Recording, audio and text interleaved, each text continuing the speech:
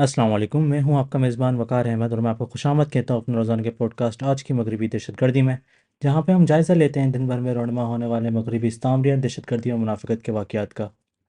आज की जो पहली सुर्ख़ी मैं आपके सामने पेश करना चाहूँगा उसका ताल्लुक़ गज़ा में जंगबंदी से, कि मुसलसल 3 दिनों से हम बात लगातार कर रहे हैं कि गज़ा के अंदर अलबत्ता जंगबंदी होने वाली है या नहीं होने वाली। तो आज के बातचीत भी बेनतीजा रही। उसके जानिब से एक कतरी हुकूमत की जानिब से भी एक बयान आया, बरतानिया की हुकूमत की जानिब से भी बयान आए। अभी कुछ कह नहीं सकते, अभी तवक्को ये कर रहे हैं कि जंगबंदी के मुआहदे में मज़ीद अभी वक्त दरकार है। और ये इस बात के खिलाफ जाता है कि अमरीकी सदर डोनाल्ड ट्रंप लगातार आके बार बार यही बात कर रहे हैं कि जंगबंदी होने वाली है, मैंने जंगबंदी करवा ली है।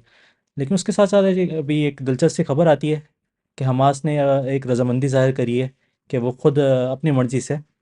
10 इसराइली मकदियों को वहाँ पे रिहा कर रहे हैं, इसराइल को वापस दे रहे हैं। और इसके साथ साथ उसकी 1 घंटे के अंदर गज़ा के अंदर एक और बड़ा हमला होता है, एक और बड़ा कत्लेआम होता है जहाँ पे 74 लोगों को शहीद कर दिया जाता है। और एक स्ट्रॉन्ग आर्मिंग अप्रोच है, एक गला घोट के जंगबंदी कराने का ये तरीका है कि अगर आपने जंगबंदी के हमारे शराइत नहीं माने जो हमने आपके ऊपर मुसल्लत कर दिए हैं, तो आपके लोग मरते रहेंगे, हम मारते रहेंगे और मगरबी दुनिया सिर्फ खामोशी से देख के सिर्फ तालियां बजाती रहेगी।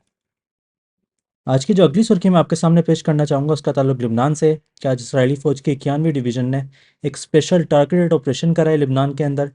लिबनान के जनूब में उन्होंने बोला है कि एक लबनी का इलाका है, उस पे उन्होंने हमला करा है, वहाँ पे हिज़्बुल्लाह के जो जंगजू होते हैं उनको मारने की कोशिश करी है। अब इस बात को याद रखा जाए कि लिबनान और इसराइल के दरमियान एक जंगबंदी का मुआहदा है जो कि जनवरी से चलता हुआ आ रहा है और जिसको इसराइल लगभग 3000 बार से ज़्यादा तोड़ चुका है। इस जंगबंदी के माहदे की ज़रा सी भी इज़्ज़त नहीं करता। अभी भी हमारे पास लगातार रिपोर्ट्स आती हैं कि लिबनान की दारुल-हुकूमत बेरूत के ऊपर इसराइल के जहाज़ उड़ रहे होते हैं, इसराइल के ड्रोन उड़ रहे होते हैं। लेकिन मगरबी दुनिया बस एक अपना वही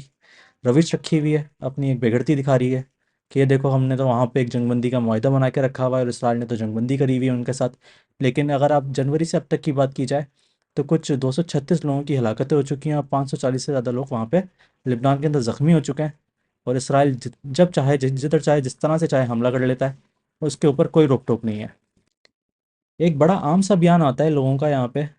कि ये जो इसराइल जो कत्लेआम कर रहा है अपने पूरे खित्ते के अंदर, इसमें से वो सिर्फ इसराइल की जिम्मेदारी है और उसका कोई और साथ नहीं देता और कोई और उनके साथ मिला हुआ नहीं है। अब दरअसल हकीकत ये है, एक इसराइली जरीदे ने एक इंकशाफ कराया जहाँ पे उन्होंने कुछ दस्तावेजात अपने हमारे सामने रखे हैं, जिसमें अब देखा जा सकता है कि कुछ $1.5 अरब की अभी लगातार अमेरिका की जानिब से इन्वेस्टमेंट हो रही है, सिर्फ इसराइल को गिफ्ट पे गिफ्ट मिले जा रहे हैं। उनके लिए अमेरिका उनकी तेल नौ फिर बेस बना के दे रहा है, एक नया हवाई अड्डा बना के दे रहा है, उनको नए हेलीकॉप्टर CH-53 के हेलीकॉप्टर्स मिल रहे हैं। उसके साथ साथ उनकी जो जंगी जहाज़ों की फ़्लीट है जो कि F-15 की है, F-35 है, वो उनकी तैयार की जा रही है एक और। उसके साथ साथ दो बड़ी एक छुपी हुई बेसें बनाई जा रही हैं, एक तो बिल्कुल ही ज़मीन वो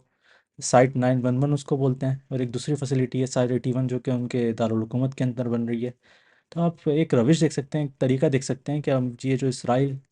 जो लगातार अपना बड़े आसानी से कत्लेआम करे जा रहे हैं, बम पे बम करे जा रहे हैं, इतने कि अब तक जंग अज़ीम में दूसरी जंग अज़ीम में कुल मिला के इतने बम नहीं गिराए गए जितने कि गज़ा के ऊपर गिरा दिए गए। तो ये सब कुछ कहाँ से आ रहा है? ये सब कुछ सिर्फ़ और सिर्फ़ अमेरिका दे रहा है। आपको याद होगा जुलाई 2024 में एक बड़ी एक बैनुल अक़वामी मीडिया में एक सुर्खी चली थी। मैं आपको याद दिलाता हूँ, बैनुल अक़वामी मीडिया में चली थी, मगरिबी मीडिया पे नहीं चली थी। मगरिबी मीडिया में तो इसके बारे में बताया भी नहीं गया था कि इसराइल का जो एक बड़ा एक अस्करी जेल है सिटीमन, उसके अंदर एक होलनाक वीडियो आती है जो कि इसराइल के अपने मीडिया पे ही नशर होती है, जहाँ पे देखा जा सकता है कि इसराइली फ़ौजी एक निहत्थे एक फ़लस्तीनी आदमी को उठाते हैं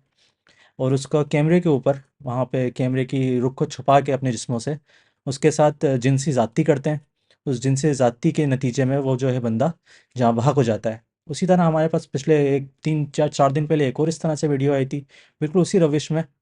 एक कैदी को उठाया जाता है, उसको दीवार से लगाया जाता है, उसको पाइपों से उसकी जिनसी तशद्दुद किया जाता है और उसको वहाँ पे कत्ल कर दिया जाता है। तो ये पिछले साल के जो वाक़या है, उसके बाद इसराइल की हुकूमत ने ज़रा सी हरकत दिखाई थी अपने बैनुल अक़वामी तौर पे अपना चेहरा छुप बचाने के लिए,